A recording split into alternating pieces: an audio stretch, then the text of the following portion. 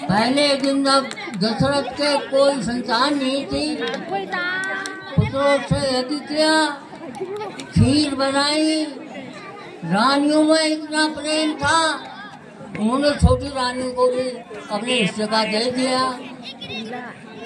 आज आप देख रहे हो वही रानी कैकेयी जो राम को सबसे अच्छा मानती थी, भरत को नहीं मानती थी, उसने राम को वनवास दे दिया। क्यों दिया? उसकी जो दासी थी मंथरा, उसके मन में सरस्वती का वास हो गया था। उसने कैकेयी को ऐसे घुमा दिया, बता दिया तो उसको अपने जो पूर्व में मांगे हुए जो वरदान थे, एक जगह दशरथ रथ से जा रहे थे, रथ की एक कील निकल गई, कैकेयी ने अपनी अंगुली डाल करके रथ को आगे चलाया।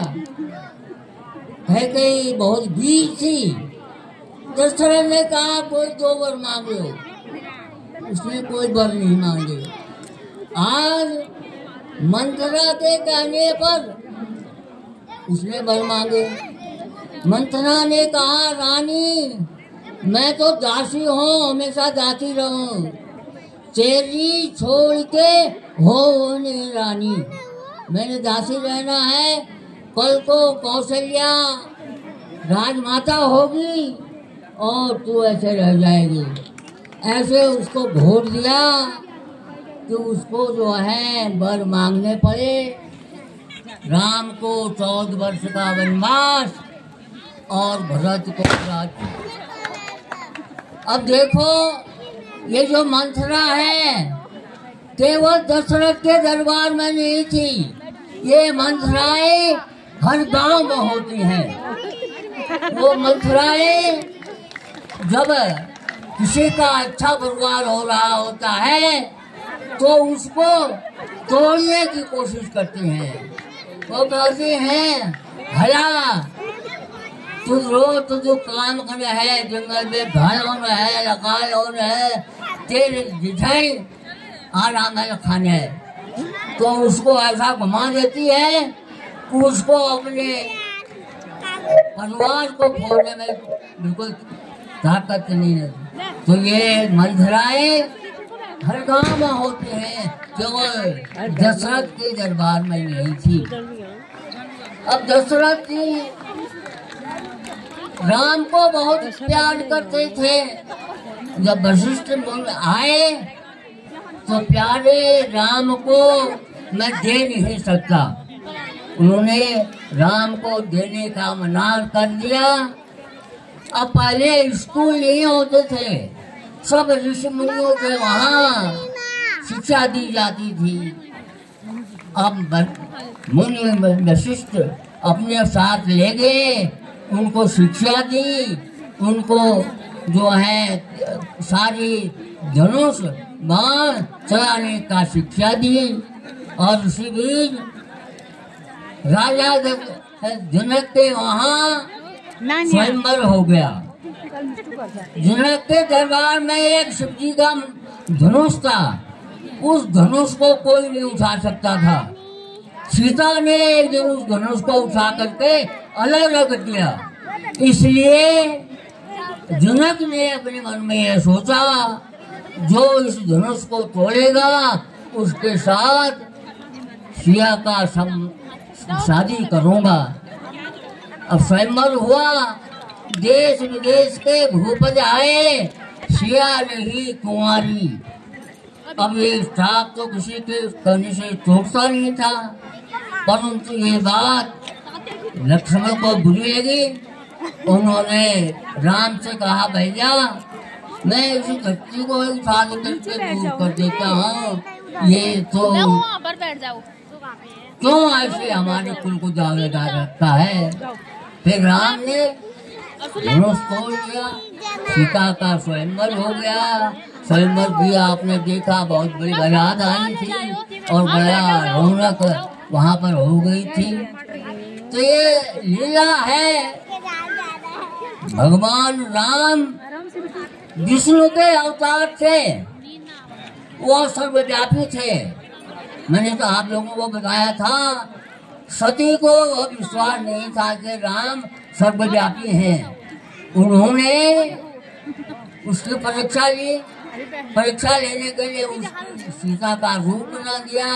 शिव जी की आस्था हट गई, उसको इसलिए उसको अपना आत्मदाह करना पड़ा राजा के हवन कुंड में। तो ये लीला आप सब देख रहे हो। एक समय ऐसा था जब हमारे गांव में 2500 स्कूल को हाई स्कूल बना के लिए नहीं था। आज हमारे गांव के बच्चे अमेरिका, ऑस्ट्रेलिया आदि देशों में जाकर के 50-60 लाख रुपया कमा रहे हैं, परंतु उनको अपने गांव के लिए, अपने समाज के लिए, अपने और इलाके के लिए कुछ करने का नहीं। अपना खा रहे हैं, पी रहे हैं, हमें मगन हो रहे हैं। जब हमने ये रामलीला शुरू करवाई, सबसे पहले साल केवल बड़ी मुश्किल से 41 हजार रुपये हुए। आज हम देख रहे हैं हमारे बीच ऐसे राम भक्त हैं जिन्होंने 50,000 रुपया अपने ओर से दान कर दिया।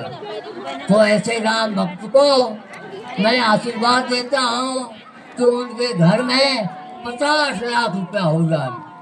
जो लोग 10,000 दे रहे हैं उनके वहाँ 50,000 हो जाए। जो लोग 5 रुपया दे रहे हैं उनके वहाँ 25 रुपया हो जाए। ये सब राम की माया है। धन की 3 गति होती है, दान, भोग, नाश। जो दान नहीं कर सकता है, सबसे अच्छी दान है। जो खा नहीं सकता है और उसका धन विनाश हो जाता है, चोरी चला जाता है, आग लेकर के जल जाता है। इसलिए सबसे अच्छा धन है दान देना। आप दिल खोल के दे रहे हो। आज तो अब मैंने तो आपको बताया था, हमने तो 40,000 रुपये में मेरी मुश्किल से रामलीला की। आज हमारा ये भक्त 50 लाख दे रहा है। लोग बाहर से दे रहे हैं। गांव में धन संपत्ति है। आज गांव में कुछ करने की आवश्यकता है, आगे उठने की आवश्यकता है, नेतृत्व की आवश्यकता है। हमारे पास नेतृत्व नहीं है। और मैंने आप लोगों से कहा कि यज्ञ एक आदमी का, एक गांव का नहीं है, सारे इलाके का यज्ञ है। आप अपने घर की चावल, थोड़ा तेल, थोड़ा जौ लाए। आप हमारे भंडार को भर रहे हैं। जैसे ही आप हमारे भंडार को भर रहे हैं, वैसे आपका भंडार हमेशा भरा रहेगा। आपके भंडार में हमेशा वृद्धि हो गई। जो नहीं ला सकते हैं या यहाँ आने में कष्ट समझ सकते हैं, और किसी के द्वारा यहाँ यज्ञ में आप लोगों की सहभागिता हो जाएगी।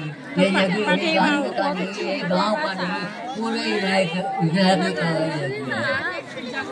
आज हमारे गांव में सारे लोग पढ़े लिखे हैं, महिलाएं पढ़ी लिखी हैं, प्रियजी हैं, पुरुष प्रियजी हैं, परंतु अपने गांव के लिए, अपने समाज के लिए कुछ करने की किसी में ताकत ही नहीं है।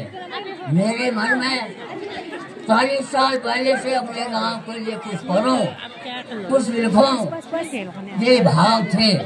बहुत से लोगों से मैंने कहा, परंतु किसी ने भी कदम नहीं बढ़ाया।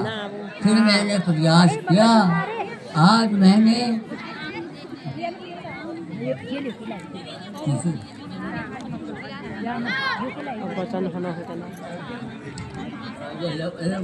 आपको बात कर ली, तो मैंने अपने प्रयास से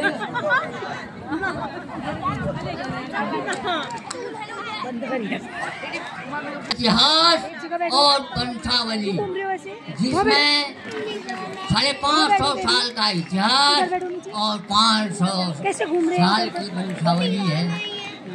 अब हम हिंदू लोग हैं, श्राद्ध करते हैं, बहुत सारे लोगों को अपने बुलबुबू का नाम याद नहीं होता है, तो इस किताब में हमने सब लिख लिखा है, जिसको आवश्यकता होगी वो ले सकता है। वंशावली बनाने में सुखदाब हुकुम सिंह का विशेष सहयोग रहा, उनको मैं धन्यवाद देता हूँ सभी के लोगों से।